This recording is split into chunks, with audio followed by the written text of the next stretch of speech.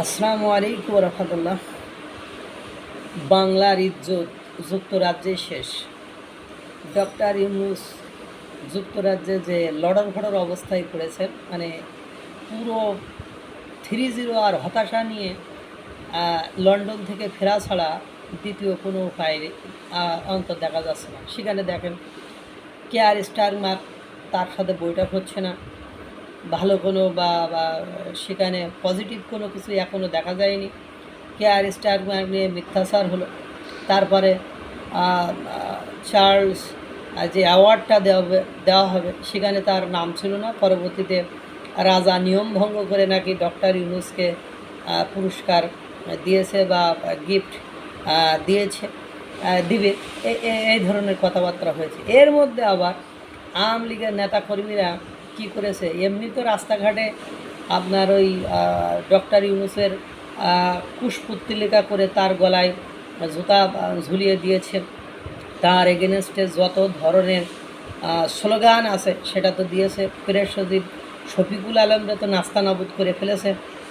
ডাস্টবিনের বক্সের প্রেস সচিব শফিকুল আলম এবং ডক্টর ইউনূসের ছবি লাগিয়ে স্লোগান দিয়েছে, ডাস্টবিন না শফিকুল, ডাস্টবিন ডাস্টবিন, তারপরে ইউনূস না ডাস্টবিন, তারপর বলছে ডাস্টবিন ডাস্টবিন, এই ধরনের স্লোগান দিয়েছে। এবং এর পাশাপাশি আওয়ামী লীগের নেতাকর্মীরা ওখানে ডিজিটাল আবার বিক্ষোভ করেছে, ডিজিটাল আবার প্রতিবাদ করেছেন যে ওই যে ডিজিটাল যে ভিডিও প্রকাশের যে গাড়ি থাকে সেই গাড়ির চারিপাশে ডক্টর ইউনূসের নিয়ে বিভিন্ন ধরনের ইংরেজিতে স্লোগান দিয়ে বা সেই ডক্টর ইউনূসের সাথে দেখলাম সেখানে অং সান সুচির ছবি, এক পাশে ডক্টর ইউনূস আর এক পাশে Aung San Suu Kyi, the 2 Nobel prize, সেখানে লেখা 2 নোবেল প্রাইজ, 2টো নোবেল প্রাইজ, নো জাস্টিস, এরকম কোনো এখানে ন্যায় বিচার হয়নি বা তারা মানে নো পিস,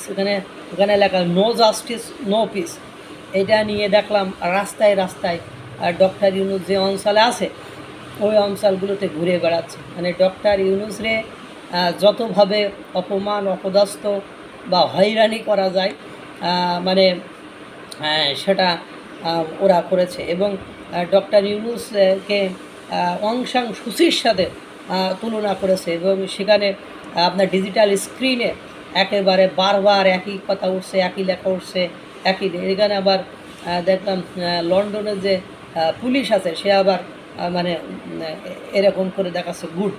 মানে সব কিছু মিলায়ে মানে লন্ডন সফরটি বর্তমান সময়ে সরকার, ডক্টর ইউনূস সরকার বা উপদেষ্টা সরকারের জন্য একটা লড়রঘড়র অবস্থা বা একটা অসম্মানের, একটা মানে অমর্যাদার, একটা হানিকর, একটা মানে কি বলা যেতে পারে যে এখান থেকে পুরো হতাশা ছাড়া বিন্দু পরিমাণ অর্জনের কোনো উপায় অন্তত দেখা যাচ্ছে না। এবং পাশাপাশি ডক্টর ইউনূস সাহেব সেতামে যে সাক্ষাৎকার দিয়েছে, সেই সেতামে সাক্ষাৎকার দিতে যেয়ে প্রশ্ন মানে জর্জরিত হয়ে প্রশ্নের উত্তরগুলো উলটপালট করে ফেলছে। সেগুলোর উত্তর যেভাবে হওয়ার কথা সেভাবে না হয়ে সেগুলোর উত্তর একেবারে নাজেহাল অবস্থা। তিনি বলতে বলতে এমন কথা বলেছেন বাংলাদেশের সব মানুষকে দুর্নীতিগ্রস্ত বলে ফেলেছেন। এবং তিনি বলেছেন যে বাংলাদেশের মানুষ টাকা খেয়ে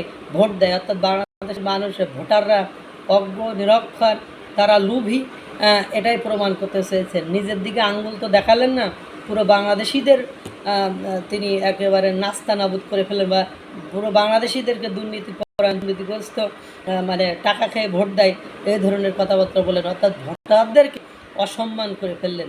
নিজে তো নাস্তানাবুদ হয়েছেন, নিজে তো লড়ার হয়েছেন, পাশাপাশি মানে নিজেকে বাঁচাতে যে বা নিজের প্রশ্ন মানে জল দিতে সেই প্রশ্নের উত্তর ঠিকঠাকভাবে না দিতে পারে তিনি বাংলাদেশের মানুষকেও ইজ্জত মেরে পালসার করে দিয়েছেন। এটা ঠিক নয়। আল্লাহ তাআলা সকলকে ভালো রাখুক, সুস্থ রাখুক। আসসালামু আলাইকুম ওয়া রাহমাতুল্লাহ।